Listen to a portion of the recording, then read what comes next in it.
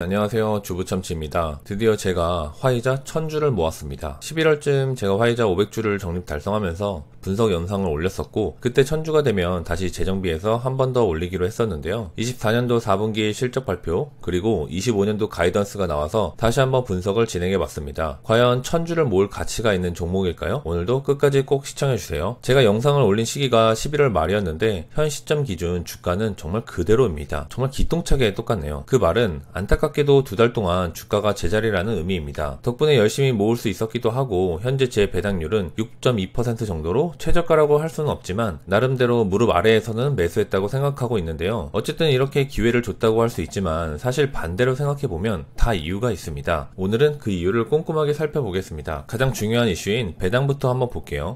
보통 배당률이 올라간다는 것은 주가가 하락한다는 의미와 같습니다. 배당 성장으로 그럴 수도 있지만 사실 배당 성장으로 배당률을 변화시키는 것은 오랜 시간 누적되어야만 하는 일이죠. 화이자는 현재 10년간 단 한 번도 없었던 역대 최고의 배당률을 보여주고 있습니다. 화이자의 10년 평균 배당률은 4.1%인데요. 그런데 현재 이번 주 종가 기준으로 6.68%의 배당률을 보여주고 있습니다. 정말 배당만으로 보면 오늘이 가장 싼 가격인데요. 물론 그 말은 지금이 10년 안에 역사상 가장 주가가 싼 가격이라는 말이기도 합니다. 단순히 배당만 보고 투자해도 충분히 매력적인 가격대인 것이죠. 그렇다면 배당 성장은 어떨까요? 화이자는 분명 배당 성장이 높은 회사는 아닙니다. 하지만 10년간 연평균 5%의 배당 성장을 보여주었는데요. 코로나 이후인 최근 5년간은 대략적으로 3%로 줄어들긴 하지만 꾸준하게 증가시켜 왔습니다. 그리고 25년도도 이미 사실상 배당 성장은 확정이 되었죠. 꾸준한 배당 성장과 높은 배당률로 화이자를 투자하시는 분들이 많습니다. 저도 그 중에 하나인데요. 제 평단가는 27.5달러입니다. 현재 대략 6% 정도 손실 중인데요. 화이자의 배당률이 6%인 상황에서 걱정할 수준의 손실은 아닌 것 같습니다. 하지만 차트를 보시면 아시겠지만 정말 코로나 정점을 찍은 후에 3년이라는 시간 동안 주구장창 내리기만 했습니다.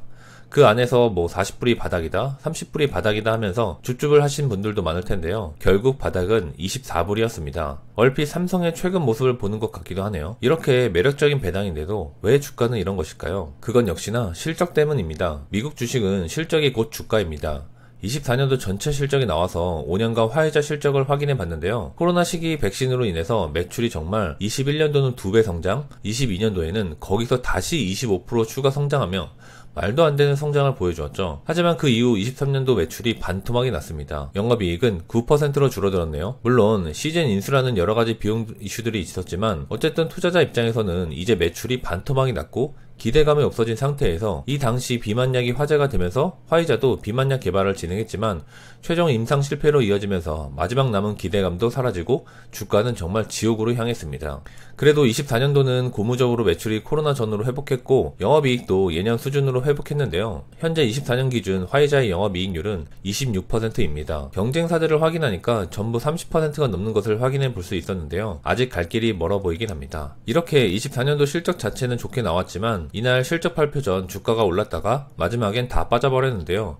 그 이유도 역시 실적에 있습니다. 25년도 가이던스를 매출 640억 달러, EPS를 3달러로 발표했습니다. 화이자 CEO인 알버트 블라의 평소 스타일을 보면 보수적으로 실적 예상치를 내는 편이긴 합니다만 그렇다고 해도 결국 역성장 목표를 잡은 것이나 다름없기 때문인데요. 기업이 성장하지 않는다는 것은 좀비 기업이 되는 것입니다. 물론 이 이외에도 지금 주가의 하락은 로버트 케네디 주니어 보건복지부 장관 임명자가 의회 인준에 다가섰다는 뉴스도 하나의 이유이기도 합니다. 배당이나 실적 그리고 차트까지 쭉 제가 몇 년치를 지켜보면서 느낀 건 지금 확실히 바닥권이긴 하고 안전 마진도 생각해 볼 수 있다고 생각하여 투자하고 있지만 적당한 시점에 수익 실현은 꼭 해야겠다는 생각도 들었습니다. 미국 주식 특성상 FB처럼 장기로 모든 기록을 갱신하며 위로 갈 수도 있긴 한데 화이자의 과거를 바라볼 때 연간 상승률 자체가 상당히 제한적이었기 때문입니다. 다시 기업 이야기로 돌아와서 화이자의 주주 환원입니다. 3분기와 크게 달라진 것은 없는데요.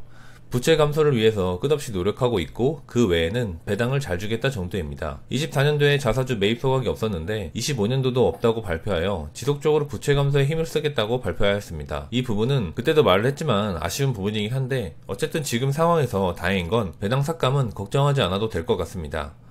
그럼 본격적으로 실적과 배당을 보았으니까 앞으로 화이자 주가가 하늘로 향하기 위해서 무엇을 하고 있는지 확인해 보겠습니다. 24년도 10월에 행동주의 펀드인 스타보드 밸류가 10억 달러의 화이자 주식을 매수했었는데요. 대략 30불 전후의 평단가로 생각되고 있습니다. 그래서 행동주의니까 이 이후에 무엇을 하고 있나 한번 찾아봤는데 사실 아쉽게도 딱히 드러나는 행위들은 없어 보였습니다. 그나마 열심히 기사를 찾아보니까 내부에서 저조한 실적에 대해서 문책하고 있다 하고 있는데 사실 이 정도 뿐이네요. 뭐 이건 당연하지 않을까 싶네요. 이 헤지펀드가 투자 후에 적극적으로 고강도 구조조정을 진행하면서 회사들을 회상시키고 엑시트 했다고 했는데 과연 이번에 어떨지 궁금합니다. 화이자 4분기 보고서에서 주된 내용은 R&D 부분인데요. 제약회사이기 때문에 신약 개발이 무엇보다 중요하기 때문이기도 합니다.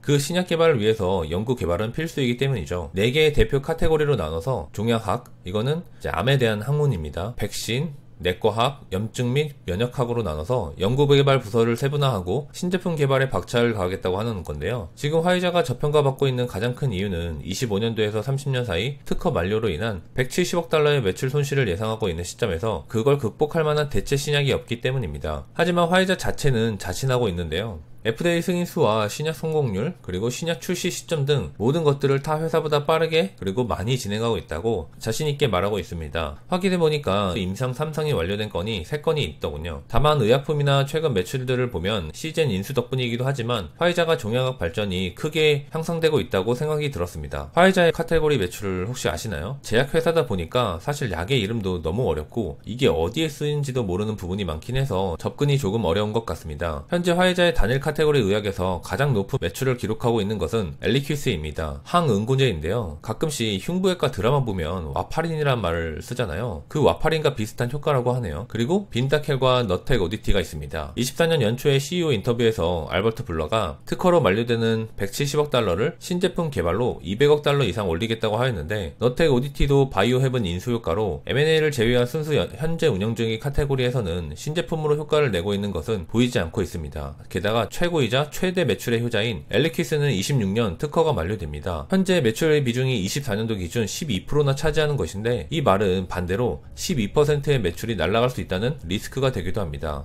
빈다켈이나 너텍 오디티 등 성장률이 큰 폭으로 올라가고 있는 것은 물론 긍정적인 부분이기도 합니다.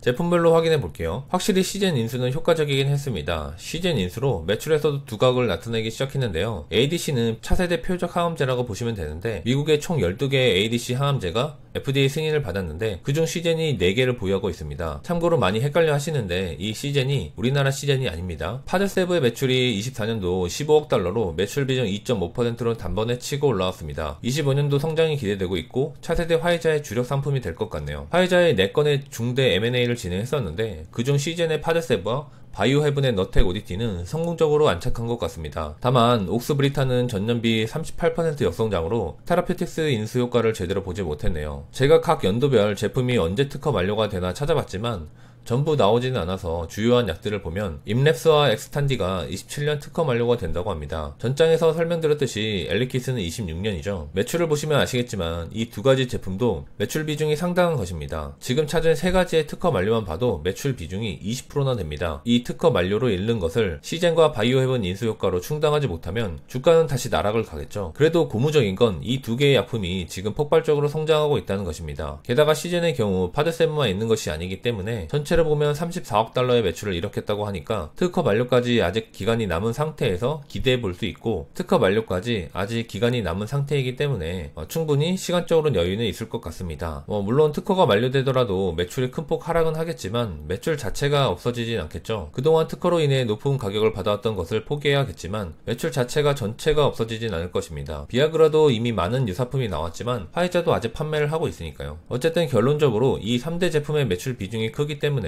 사실 이걸 대체할 만한 매출을 일으키는 신제품이 2년 이내에 나와야 하는 상황입니다. 시제는 기대해 봐야겠네요. 그리고 결정적으로 비만약인데요. 여전히 연구 개발을 진행 중입니다. 저번 영상에서 경구용 개발로 화이자의 새로운 게임 체인저가 될 것을 기대한다고 했었는데요.